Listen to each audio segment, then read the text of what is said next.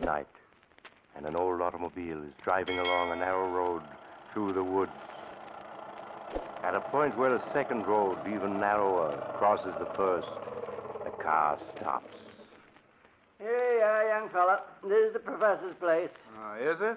All I can see is woods. It's up that road about 50 yards. Look sharp and you can see the light shining between them two trees. Huh? Oh, yes, I see it now. Then I guess I get out here.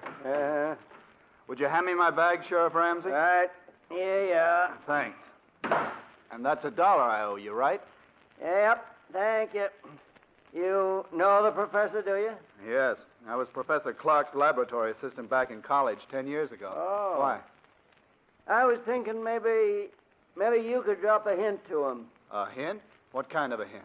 Well, that there's been some talk in town of running him and that man of his, that Barton fella, out of the county. Running Professor Clark? Oh, you're not serious. Yep. Of course, it's just talk. So far. But what has anybody got against Professor Clark? There isn't a milder man in the world. Well, maybe so, but folks has got wind of what happened at the state penitentiary over in Hillvale last year. Sheriff, you're talking in riddles. What did happen? The professor went over there when they hanged Richard, that hold-up killer. Uh-huh. And the warden gave the professor the murderer's brain. That's what happened. Well, what of it? Professor Clark is a great authority on nerve and brain tissues. Maybe he wanted it for research purposes. Yeah, I'm not saying he didn't. I'm just telling you how folks are talking.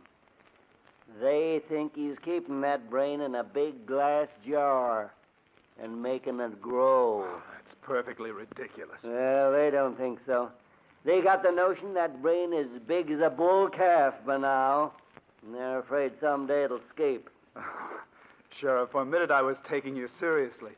A brain as big as a calf? Oh, I'm not saying I ever believed it, but it'd be a good idea if the professor'd give folks the notion of what he's really doing in that laboratory of his, with that Barton fella to help him.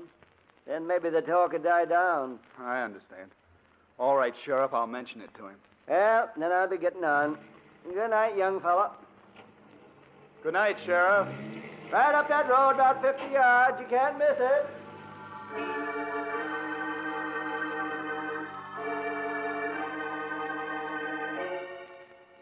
A few moments later, Dr. Richard Dale was knocking on the door of an old stone house almost hidden among the trees.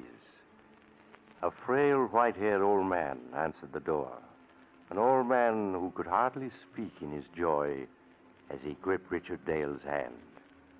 He led the way down a long hall to a great room where strange equipment took up almost every inch of space. Retorts and electric furnaces, generators, batteries, and great glass vats. Dr. Dale stared around him in intense curiosity as Professor Clark helped him off with his hat and coat.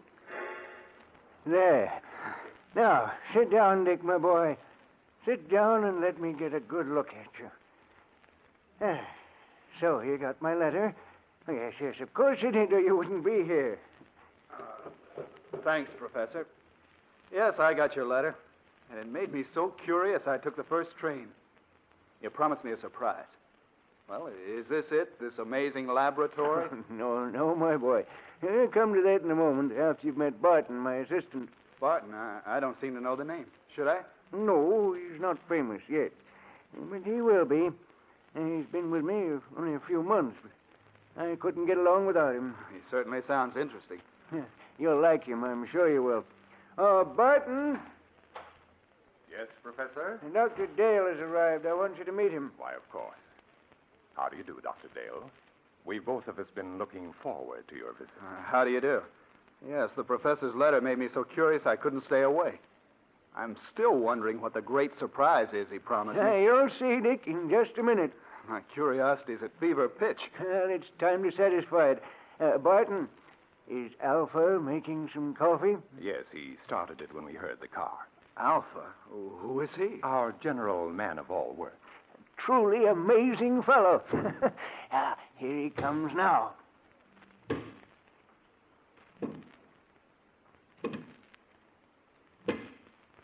Shall Alpha serve coffee? Good heavens. I said you'd be surprised, Dick. He's not human. He's a machine, a robot. Yes, my boy. An artificial man made from metal and synthetic brain tissue. A machine man.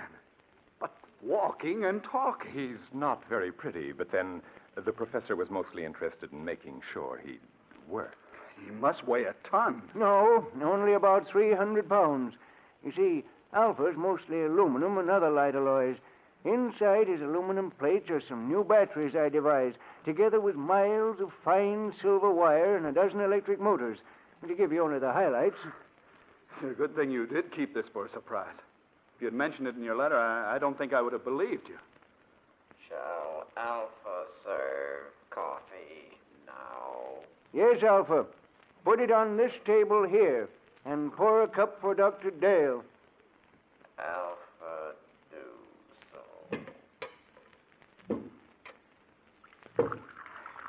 Still can't make myself believe it. Alpha poured coffee. Go on, Dick. Take it. Huh? Oh, yes, of course. Al, thank you. Alpha, this is Dr. Dale, our guest. Any orders he gives are to be obeyed. Alpha understands. He looks clumsy, but he poured the coffee as well as a man could. Yes, my boy, Alpha has capabilities you'd never suspect to look at him. Here, I'll show you. Alpha, Alpha hears. the fireplace needs more wood. Put on that big log there. Alpha do it.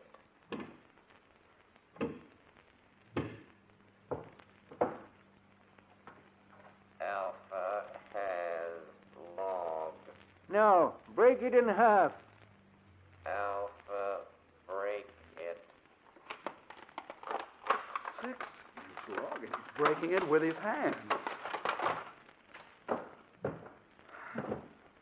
Alpha put log on fire. Good. We won't need you any more tonight, Alpha. You can go back to your room now. Alpha is going. Be sure to switch off your batteries. They're going to need recharging tomorrow. Alpha understands. That's the most incredible thing I ever saw. You see, Dick, I try to treat Alpha as if he were really a man. So I give him a room of his own. Like any machine, he's completely inactive when his batteries have been switched off. But his brain continues to function. It's an artificial protoplasm that I spent 8 years creating. It's the only thing that makes him different from any other machine. But it means Alpha can think. Think like a man. A machine that can walk and talk and think. Ah, but Alpha's not the only surprise I have for you, Dick. He's not? No, I have another one, even more astonishing.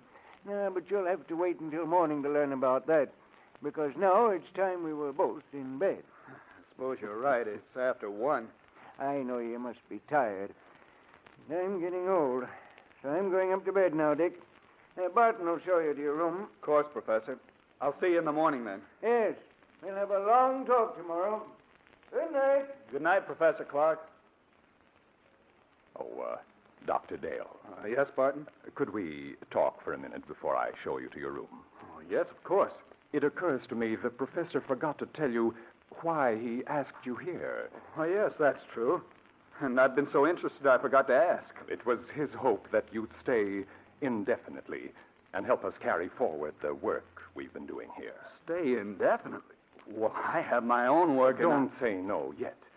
Now, just think, Dr. Dale. Alpha is stronger and more rugged than a man. He needs no rest, no food. Yet he can do the work of 3 men. He can plow, reap, run machinery.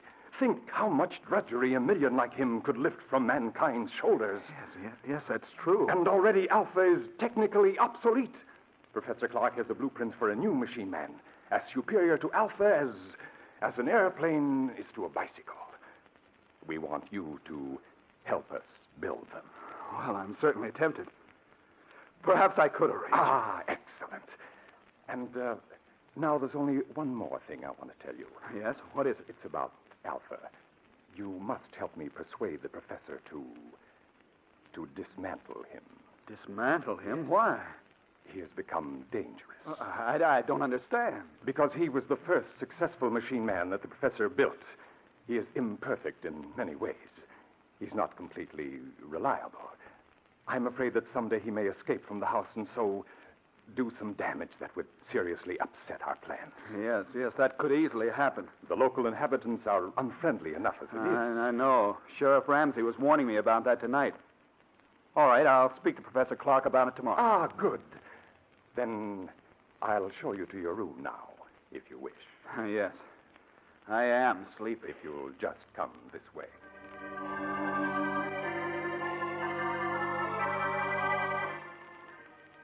His mind in a whirl of amazement, Dr. Dale retired and finally fell into an uneasy sleep. How long he had slept, he did not know. When abruptly he woke with a scream ringing in his ears. Help! Dick! Help!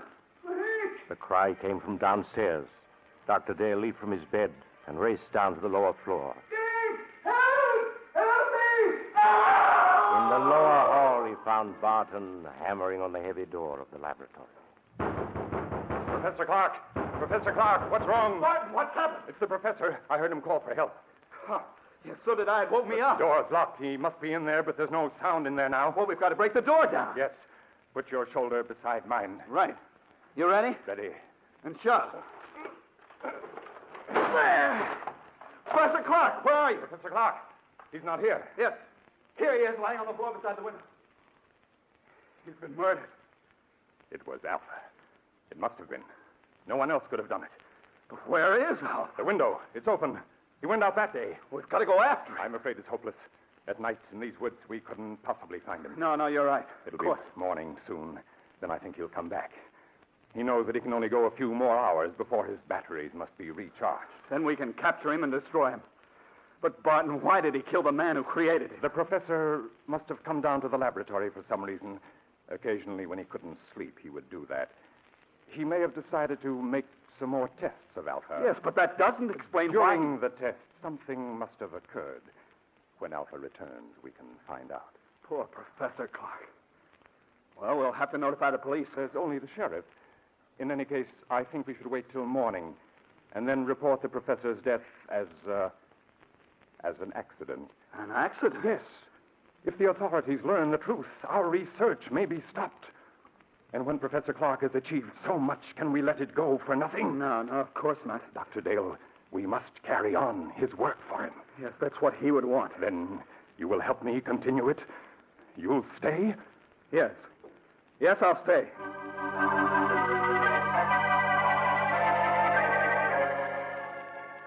Greatly upset by the tragedy, Dr. Dale returned to bed and at last fell into an uneasy sleep, haunted by dreams of Alpha, the metal monster Professor Clark had created.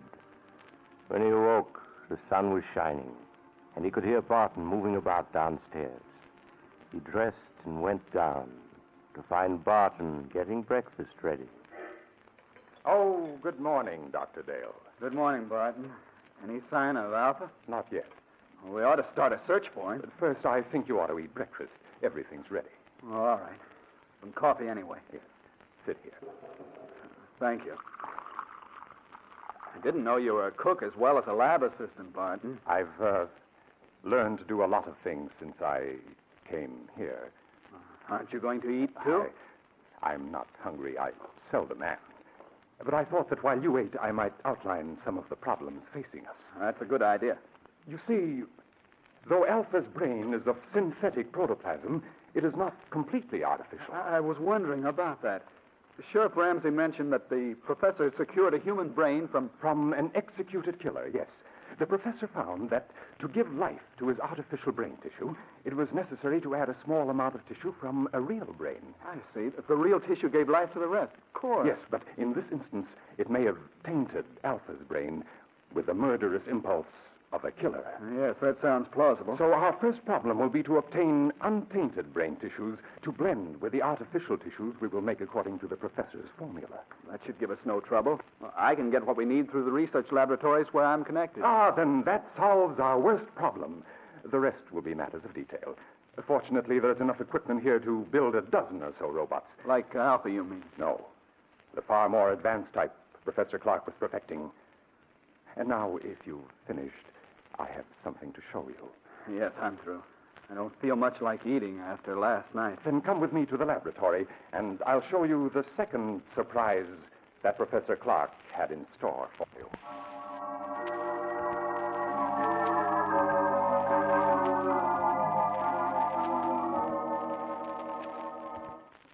Here we are.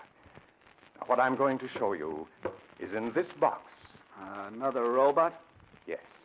A second mechanical man the professor built a few months ago. This one, though, was a failure. You mean it wouldn't work? It worked too well. I don't follow. It was too intelligent. Professor Clark called it Beta. And Beta's brain power was greater than that of any human scientist who ever lived. But Beta was insane. Good Lord. He represented, however, a tremendous technical advance. Look. It looks exactly like a human being. Yes. Professor Clark used me for a model when he built Beta. It's an excellent likeness. Touch the face, Doctor. Oh, all right. It feels smooth and rubbery with a hard surface underneath. The surface is a new plastic Professor Clark developed with which he could imitate exactly the appearance of human skin. Underneath is an aluminum body on which the plastic was baked.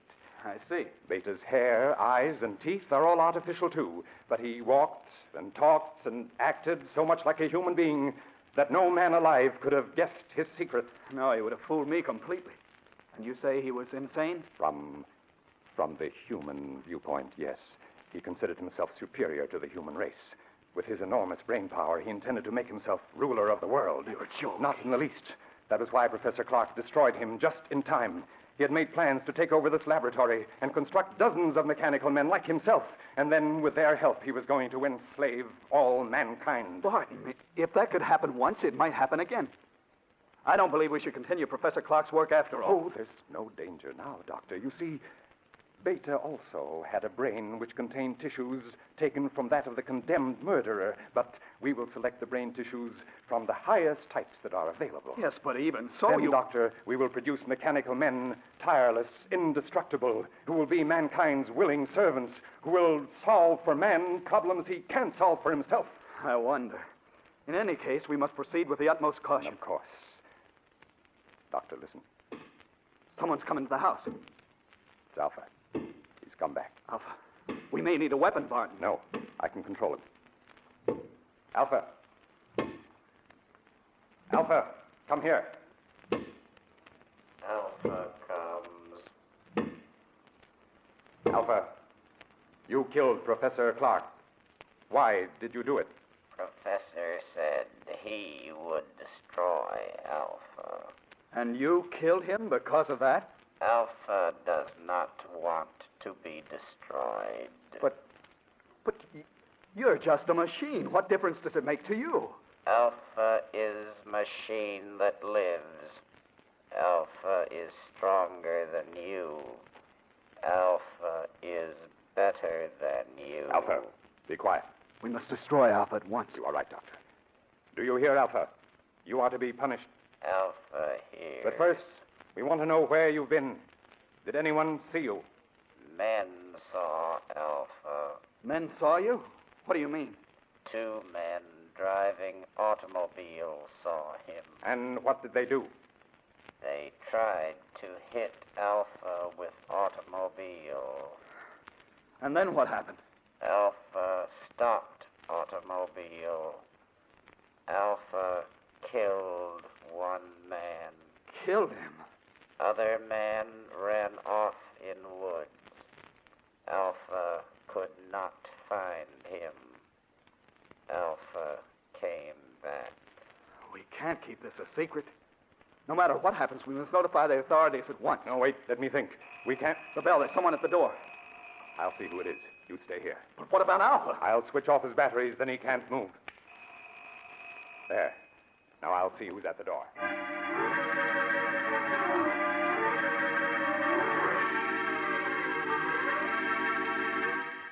Dr. Dale waited while Barton went to the door.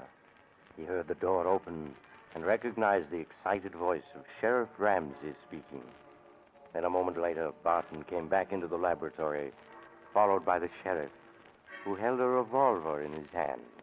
But, Sheriff, if you'd only let me explain... Never mind that. You're coming with me, both of you. Dr. Dale, perhaps you can reason with the sheriff. He insists that we're under arrest. Yes, and I'm taking you to the lockup. The professor, too. Where is he? Professor Clark is dead, Sheriff. Dead. He was killed last night when an experiment he was engaged in went wrong. An experiment, huh? I suppose it was an experiment that crushed the life out of him. It crushed the life out of Jed Thompson an hour ago down the road and scared Fred Jennings so bad all he can do is jabber about monsters. It's true. The thing that killed both the professor and Thompson is an experiment. It's standing there behind you. Behind... A machine. A man made out of machinery. Oh, don't be alarmed, Sheriff. It's perfectly harmless now. It is a machine man which Professor Clark built. Unfortunately, it got out of control. I don't believe it. I don't blame you, Sheriff, but that's the truth. I think I can convince you. What are you doing? Stand still. I'm simply going to switch Alpha on. There. Now he can move and speak as well as you and me. That thing talk. You're lying.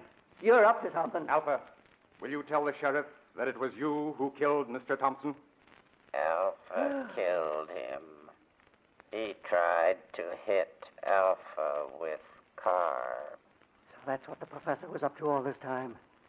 Building that thing. Now, Sheriff, surely you realize that we are not murderers. Maybe not, but you'll come to jail just the same. You're partly responsible anyhow. But, Sheriff, Anyway, it's for your own protection. There's a mob on its way out here from town. They're going to burn this place down. What? I got to put you in jail for your own safety. They're ready to lynch you right now. Burn the place down. That's what I said. So turn that machine thing off and come along. We ain't got much time. No. All this equipment, machinery, the professor's notes, they must not be destroyed. We must stop them. Yes, Sheriff, the loss to science. Never mind science. You got your own skins to worry about. That mob means business. Let's get started. I'm afraid we can't do that, Sheriff. You can't. I got a six-shooter here that says different. We have no choice, partner. Oh, yes, we have. Alpha, take the gun away from this man. What are you doing? Stop him! Stop him or else... No! Let me go! Stop him! Too late. Too late, Dr. Dale. He's dead. Alpha crushed him. Yes, Dr. Dale. Now, you're a murderer. In a good cause. The life of one man or of a dozen men cannot stand in my way.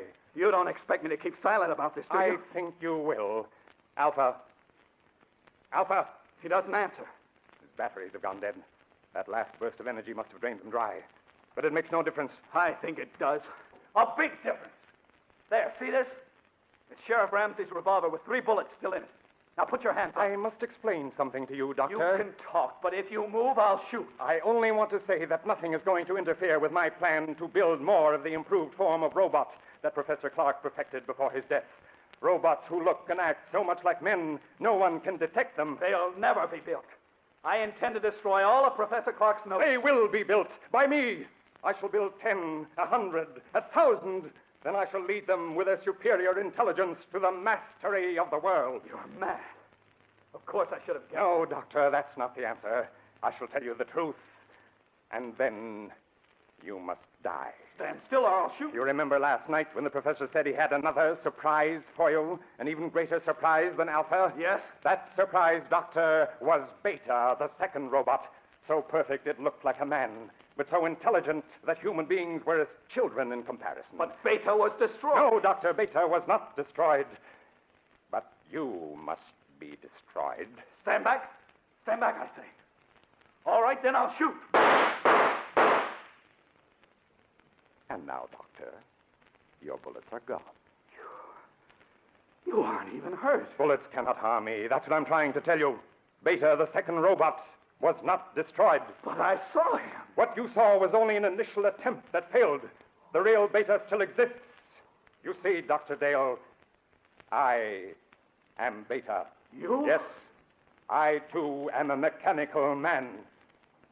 And now, you must die. No. No, stay away from me. Stay away!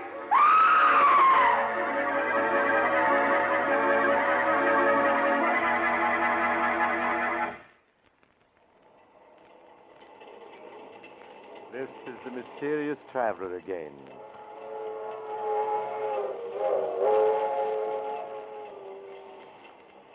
What happened to Dr. Dale? Why, he's still alive. but of course under observation in a hospital. In fact, it was he who told me the story. You see, the mob that was coming to burn down the house arrived just in time to save him. But Barton, or Beta as he called himself, escaped. He could hardly have survived all those bullets if he had been human, could he? I wonder if the story is true.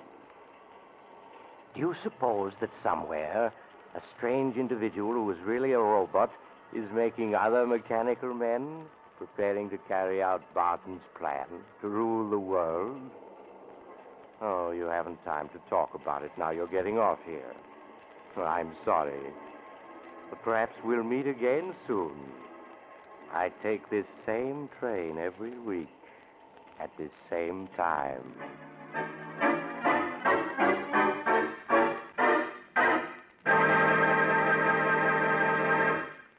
You've just heard Chapter 19 of The Mysterious Traveler, a series of dramas of the strange and terrifying, brought to you each week by station WOR.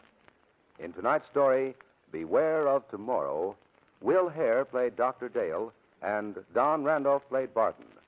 Also featured were Maurice Tarplin and Philip Clark. The Mysterious Traveler, written by Bob Arthur and David Cogan, is directed by Jock McGregor. Original music was played by Doc Whipple.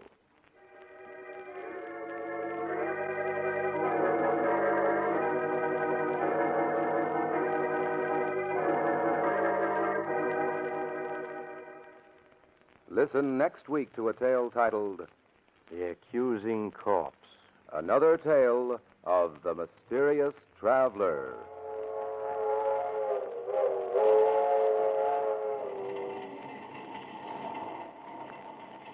The Mysterious Traveler is presented over WOR Mutual every Sunday at 7 over most of these stations. This is Mutual.